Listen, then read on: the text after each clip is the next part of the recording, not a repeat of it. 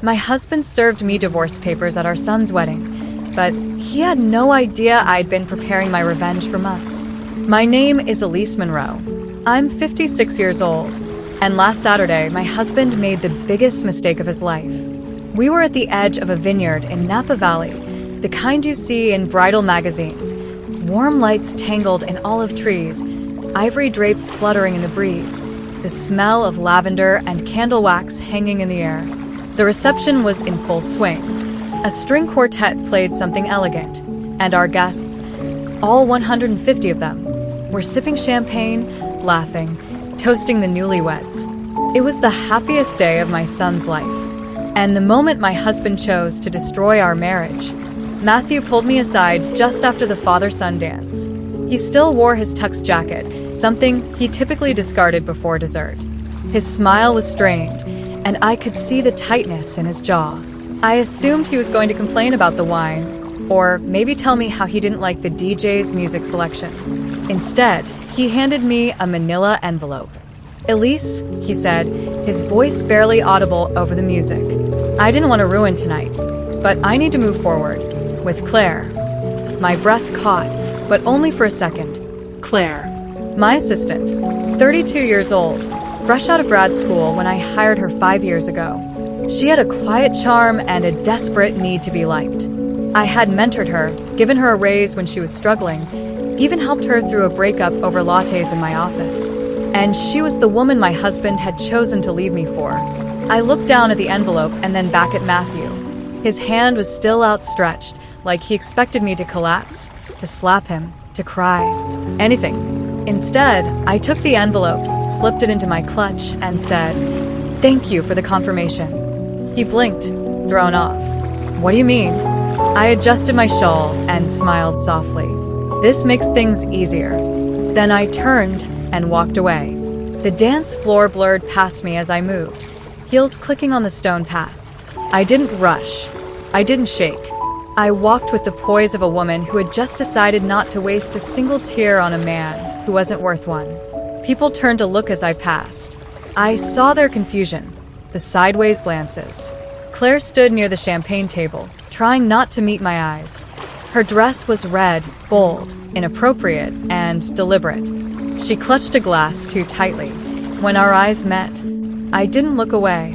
I gave her the same look I gave junior analysts when they showed up late and unprepared, a gentle but unmistakable signal that said I see everything. I made it back to the head table, where Jordan and his new wife, Sophie, were laughing at something her father had said.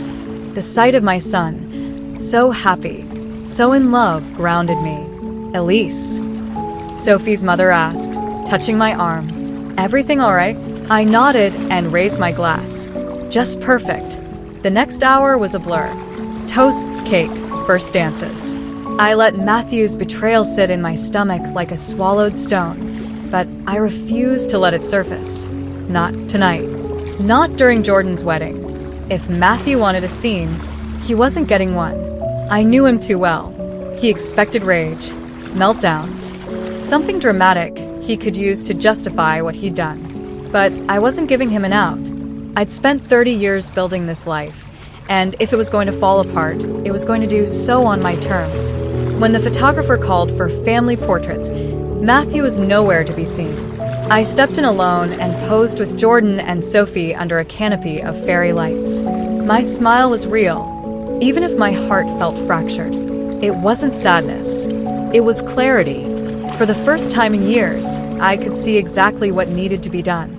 Later that evening, after the bouquet toss and the sparkler send-off, I slipped away from the crowd and stood alone at the edge of the vineyard. The stars were out, and the warm wind carried the sound of distant laughter. My heels sank slightly into the grass, and I let myself take one deep breath. I thought I might cry, but I didn't. Instead, I reached into my clutch, pulled out the manila envelope, and looked at it under the moonlight. There it was, the end of 31 years, wrapped in bland legal beige. Divorce papers filed quietly behind my back and delivered like a party favor. But what Matthew didn't know, what Claire didn't know, was that I had been preparing for this for months. 3 months earlier, I'd started noticing the signs. Late night calls, strange charges on our credit card. He was hiding his phone, disappearing for weekends, claiming conferences that didn't exist. And the worst part? He got sloppy. A forwarded airline miles summary landed in our shared email. By accident, I assume. There were flights to Aspen, Santa Fe, even Rome, none of which he told me about, and all of which aligned with dates he claimed to be at meetings. So I did what I've always done. I quietly started documenting everything. I didn't confront him. Not yet. I called my lawyer. Her name was Monica, and she had been my college roommate, now one of the most ruthless family attorneys in the state. She told me to stay calm. Don't give him anything, she said. Not your tears. Not your plans. Let him think he's in control. So I did. I kept up the appearances. I played the doting wife. I picked out wedding linens with Sophie and hosted family brunches. I smiled at Claire every day in the office and asked how her weekend was. And every night, I added another note to my growing file: bank statements, receipts, dates, names. Because when I walked out of this marriage, it wasn't going to be with nothing. I was going to walk out with everything. Back in the vineyard, I heard footsteps behind me. I didn't have to turn around to know it was Matthew. "Elise," he called. "Wait." I turned slowly, folding the envelope back into my clutch. "What have you done?" he asked. His voice was sharp now, no longer smug. "You just walked away like nothing happened." "What was that?" "What do you want from me, Matthew?" I asked softly. "A meltdown? Screaming? That's not who I am." His face twisted. "You didn't even ask why. You didn't even." "I don't care why," I said. Silence. And then I added, "But you will." Then I walked past him, back toward the guests, toward the life I was about to rebuild, piece by calculated piece, without him. Marriage is rarely what it looks like from the outside. To most people, Matthew and I were a solid couple, the kind who still hosted wine nights and smiled through holiday cards, the kind who raised successful kids and never aired dirty laundry. But inside, there was something quieter than conflict, something worse than shouting. There was erosion. We met in college, at a mixer where he wore a corduroy blazer and made a joke about Play-Doh and tequila that still makes no sense. I laughed, mostly at his enthusiasm. He was magnetic, the kind of man who made big plans and talked about life like a puzzle he'd already solved. I was more grounded, studying finance, building 5-year plans before I turned 21. Somewhere in that contrast, we found connection. We got married right after graduation. I got a job with a boutique investment firm. He bounced between tech startups and marketing gigs, never staying long, always chasing a better fit. I paid our bills. I packed our lunches. I reminded him of deadlines, tax forms, family birthdays. Every time he crashed and burned professionally, I was there, with calm eyes and open arms. When he wanted to launch his own consultancy, I built his brand. When that failed, I dipped into my savings to help him rebrand into lifestyle advising. When that flopped, he said, "You just don't understand what it's like to want more." That hurt, but I swallowed it, because I believed in marriage, in loyalty, in sticking around when things got hard. So I picked up more clients, worked weekends, carried the weight of 2 careers so that Matthew could keep pretending he was one big break away from greatness. We had Jordan when I was 28, then Camille 2 years later. I loved motherhood, but I never stopped working. I consulted during nap times, balanced spreadsheets while rocking a colicky baby.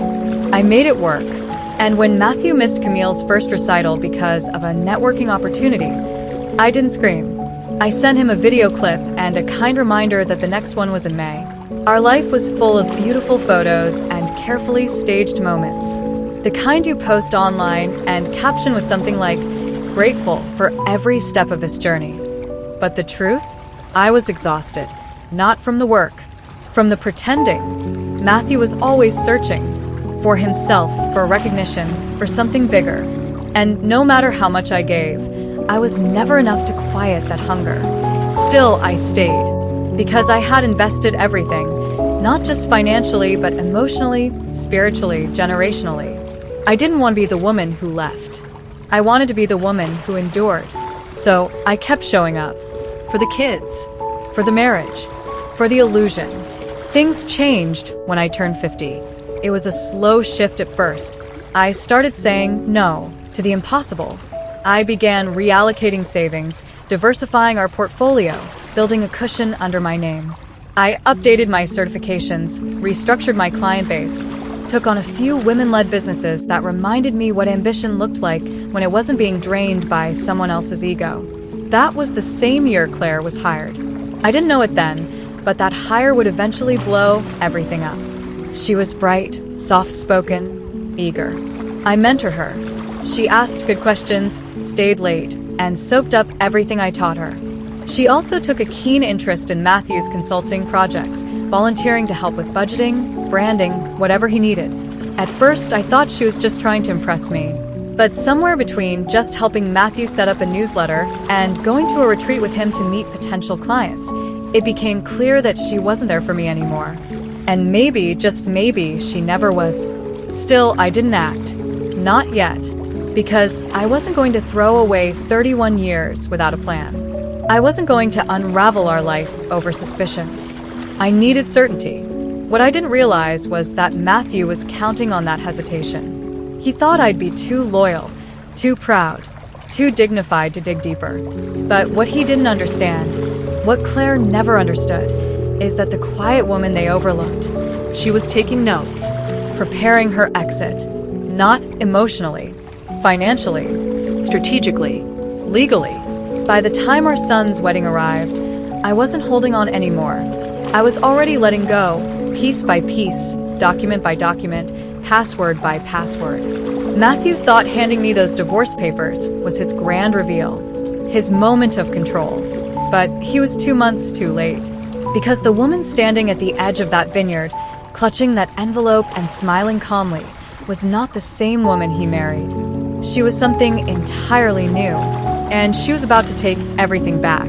Her name was Claire Hartley, fresh from a second-tier MBA program, mid-30s, eager to prove herself. She had a polished resume, a polished voice, and a polished smile that never quite reached her eyes. I hired her myself. She had come in for an assistant analyst position at my firm, and I remember thinking she reminded me of me, younger, nervous, but hungry. I saw potential in her. I gave her the job and, over time, much more than that. Mentorship, trust, access. In hindsight, that access was my first mistake. At first, she was diligent, almost overeager, volunteering to stay late, asking questions long after meetings ended, bringing coffee and organizing files I hadn't asked her to touch. She started showing up in places I didn't expect, joining meetings I hadn't invited her to, finding reasons to swing by our home office to drop off reports. I didn't question it. I thought she was trying to make herself indispensable. Then she started helping Matthew. It was innocent at first, or at least it looked that way. He had another one of his half-baked consulting ventures, and she offered to help him with budgeting, then branding, then travel planning. It was all off the clock, she said, just happy to help. She started dressing differently, sharper, bolder, more expensive handbags, new jewelry, things she couldn't afford on her salary. The first time I truly knew something was wrong wasn't when I caught them in a lie. It was the silence, how they both stopped laughing when I walked into the room, the way her eyes started down, the way his hand lingered on the back of her chair. That was the moment I knew. Claire wasn't just helping Matthew. She was replacing me, piece by piece. But what neither of them realized was that I was already one step ahead. Suspicion is a slow burn. It doesn't come crashing in all, at once like a wrecking ball, not in a long marriage. It creeps in around the edges, subtle and patient, until you can no longer tell the difference between your instincts and your imagination. For months, I second-guessed myself. Maybe I was being paranoid. Maybe Claire was just overeager. Maybe Matthew was actually finding his professional rhythm for the first time in years. But every time I swallowed that doubt, it left a bitter taste behind. And then came the email. It was a small thing, almost laughably so. Matthew accidentally forwarded his frequent flyer summary to our shared account instead of his own. One glance, and I knew something was off. business trips to Aspen, a romantic weekend in Santa Fe, a 5-day stay in Rome. During a week, he told me he was in Chicago meeting a client. I didn't say a word. I opened a folder on my desktop titled Q4 Tax Prep and began collecting. Over the next 6 weeks, I documented everything. Bank statements showed transfers to a secondary account I didn't recognize, small at first, then larger. When I dug deeper, I traced the account back to a shell company, recently registered under Claire's name. He was paying her, hiding assets. Company cards had been used at spas, boutique hotels, and luxury retailers, all under the guise of client expenses. Claire had a new handbag I hadn't seen before, then new shoes, a new laptop, not flashy enough to make noise, but just enough to feel earned. I began keeping a digital ledger, a spreadsheet titled Consulting Write-Offs.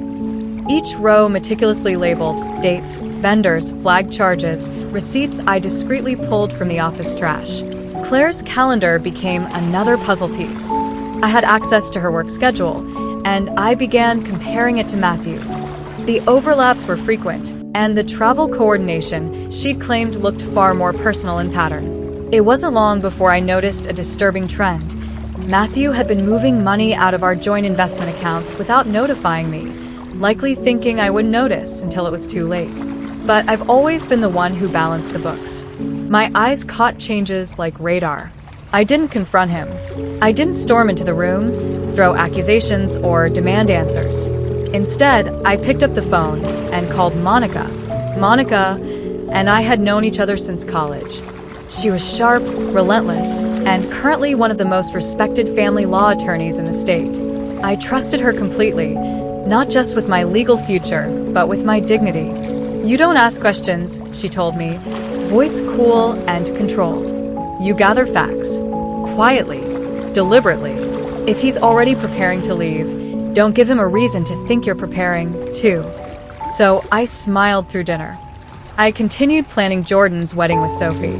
I attended client meetings like nothing was wrong. I even invited Claire to the bridal shower luncheon. She brought a bottle of Pinot and smiled too wide the whole time. Behind the scenes, Monica and I were building a financial firewall. We pulled credit reports. We locked the investment accounts. We drafted a post-nuptial revision clause, one I convinced Matthew to sign under the pretense of updating our estate plan to protect the kids. He didn't read it. He never did. Every legal document, every power of attorney, every business registration tied to me, we reinforced it, transferred assets where we could, sold what didn't serve us, redirected accounts through private trusts in the kids' names. I even opened a separate checking account under a dormant LLC I'd never activated. I kept copies of everything in a folder labeled Exit Strategy. The final confirmation came not from a receipt or a file, but from a careless whisper. I overheard Claire on a call, tucked in the back office of the firm, thinking the building was empty. I'd returned late to grab a file and heard her laugh, a high, intimate sound I hadn't heard from her in weeks. "I love you too," she said, "but she's smarter than we thought. We need to move soon." That was it. The last flicker of doubt extinguished. She was plotting with my husband, and they thought I was just another clueless wife who would unravel the moment her life did. But I don't unravel. I restructure. When I finally decided to burn everything down, I didn't do it with fire. I did it with forms, filings, and a stack of notarized documents. No screaming. No confrontation. Just the slow tightening of a noose they never saw coming. Step 1. Lockdown. Monica called it the unhooking. "You've been the glue for too long," she said, flipping through Matthew's financial statements. "Now we sever carefully. Clean lines. Quiet cuts." So that's what we did. Over the course of 4 weeks, I disentangled myself from everything shared, joint accounts, investment portfolios, even insurance policies. While Matthew slept, I logged into online banking and pulled records going back 5 years. I cross-checked everything against tax returns.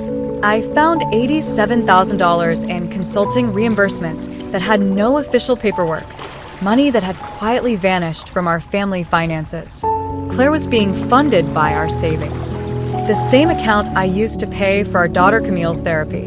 The same one I was growing to help Jordan and Sophie buy their first home. I closed it, transferred what remained to an account he couldn't access. Step 2. Divide and protect. I already owned a small LLC, a dormant shell from years ago, registered under a consulting idea I never pursued. With Monica's help, we activated it, renamed it, and assigned all of my active contracts and future income to that entity. It took 3 days to move my client base legally. My business no longer existed under my name.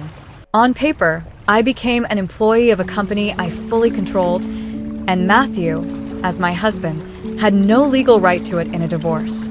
At the same time, we rewrote the family trust. The lake house, the stocks, and even the art Matthew never appreciated were secured under Jordan and Camille's names as co-trustees. Neither he nor Claire could touch it, not without going through the very children they were betraying. He'd left me, but he would never touch the legacy I'd built for our kids. Step 3. The silent audit. I brought in an external forensic accountant, someone discreet, recommended by Monica. She examined every paper trail I'd already started and began connecting the dots I had missed. We found a second phone line Matthew had been using under a fake name, frequent transfers to prepaid cards, and most notably, a travel rewards account Claire had been using under my name to book vacations with Matthew. They'd gone as far as trying to impersonate me online. Subtle, amateur moves, but enough for fraud allegations if I wanted to press them. We made digital backups, created timelines, attached screenshots, receipts, voice memos. I had enough to make their lives legally uncomfortable for the next decade, and I hadn't even filed for divorce yet. Step 4. Firing Claire. This was the only part one allowed myself to enjoy. I waited until a Friday. I wanted the weekend buffer. Less gossip, less disruption. She came in with her usual false humility, dressed just a little too confidently. "Elise," she smiled, "I finalized the Q3 budget breakdown you wanted. I also—" "There won't be a Q4, I interrupted. She blinked. "What?" "You're being terminated, effective immediately. Your final paycheck, including unused vacation, has been direct deposited. Your access is already revoked." She opened her mouth to protest, but I slid a sealed manila envelope across my desk. A taste of poetic symmetry. NDA. Signed copies are in the envelope. Review and return them by Monday. Failure to do so will result in a civil suit for breach of confidentiality and misappropriation of client data. You may want your own lawyer to look it over. Her face strained. "You can't." "I just did," I said calmly. She stood frozen, not outraged, just stunned. The false confidence shattered. She had miscalculated me badly. "You should know," I added. "The necklace you're wearing? That was a gift from Matthew's grandmother. He told me once it belonged with family. I didn't ask for it back. I just watched her touch it awkwardly and walk out the door." Step 5. Final precautions. Before the wedding, I updated my will and medical directives, removing Matthew entirely. I listed Camille as my emergency contact, named Jordan my executor, and designated Monica with legal authority if anything ever happened to me. I also installed discrete security cameras around the house and had my home computer professionally scanned for spyware. It turned out Matthew had installed remote access software a month prior. A subtle, invasive attempt to monitor my activity. He likely thought I would notice.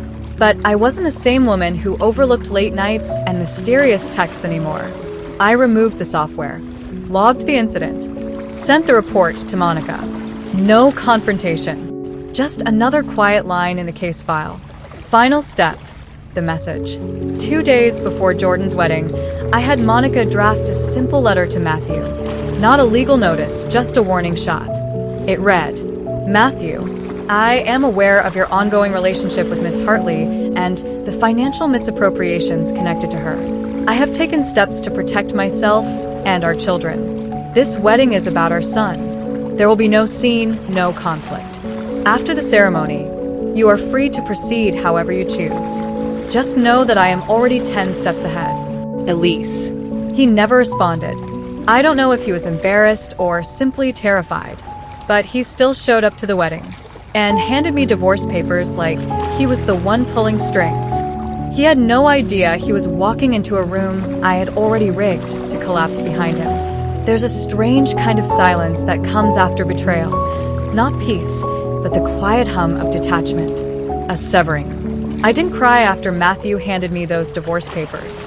I didn't rage or retreat into some dark corner of myself, because I had already mourned this marriage. And now it was his turn. The morning after the wedding, I woke up before sunrise. Not because I couldn't sleep, but because I was rested, unburdened. I brewed a fresh pot of coffee in the kitchen of the guest house where I'd chosen to stay, not the marital suite, which I'd left for Matthew. I could imagine him waking to an empty bed, expecting tears or maybe a note. He got neither. Instead, Monica had arranged for a courier delivery to his inbox at 7 a.m. sharp, a formal response to his divorce papers. It included our countersuit, complete with evidence attachments, financial misconduct claims, and the beginnings of a motion to secure emergency asset protections. He hadn't even taken off his tuxedo before the game flipped. Matthew's spiral. By noon, he was calling. By 2 p.m., he was texting. We can be reasonable about this. Let's not make it ugly. This doesn't need to go through attorneys. And by evening, Claire's upset. Can we talk about this without dragging her through it? I didn't respond. I had nothing left to say to him. Every word I would have spoken had already been written into contracts, affidavits, and legal filings. His voice now existed only in call logs. His decisions were being documented in real time. Claire, for her part, had already gone to ground. The day after her termination, her apartment management received notice she'd vacated. A neighbor confirmed she had packed up quickly and left, mumbling about needing a fresh start. Monica's investigator tracked her next move to a modest sublease in Sacramento, a far cry from the luxury condo she had once looked at with Matthew using my credit as a guarantor. At the office, Monday morning at the firm was quiet. Some of the staff had heard rumors about Claire's firing, but no one asked questions. My leadership was rarely questioned. I'd earned that much. But the absence of gossip said more than any whisper could. People knew, and not a single person looked sorry for her. I stood in the conference room, where she used to take meetings she wasn't invited to. I saw the faint impression of her perfume on the guest chair, her initials still etched into the corner of a notepad. I picked it up, tore it in half, and tossed it into the trash. Fallout in the community. The real shockwaves came later, at the country club, at charity brunches, at gallery openings. Our circle was tight-knit, and word traveled faster than anyone expected. People began to take sides. Not openly, not yet, but you could tell. The women who had once smiled too politely at Claire now offered me real warmth. The men who had laughed at Matthew's visionary ideas suddenly avoided him in the lounge. His regular poker night dried up in a week. What Matthew hadn't realized was this. I had been the social currency. I was the reason people took his calls, invited him to events, respected him. Without me, he was just a man with half-finished dreams and a scorched resume. Claire had clung to the illusion that being with Matthew would elevate her. Instead, she became a cautionary tale. The final call. It came on a Thursday. I was walking through a local artisan market with Camille when my phone rang. The caller ID read Matthew. I hesitated, then answered. His voice was hollow. I don't know what you've told people, Elise, but this is getting out of hand. You made your point. Claire's gone. I've lost everything. I didn't interrupt. You don't need to humiliate me further, he continued. Can't we just settle? Quietly. I took a deep breath. The breeze carried the smell of lavender and roasted almonds from a nearby stall. Camille was looking at handmade earrings, unaware of the call that might have wrecked me once upon a time. We'll follow the process, I said simply. Nothing more, nothing less. Elise, he started. I hung up. That was the last time I heard his voice. Closure, on my terms. I didn't need revenge in the traditional sense. I didn't want Matthew arrested or publicly disgraced. What I wanted and got was something much deeper, freedom and control. A life that was mine again. a narrative I reclaimed and rewrote in ink they couldn't erase. By the end of the month, Matthew had moved into a rental outside the city. His financial statements were frozen under court supervision.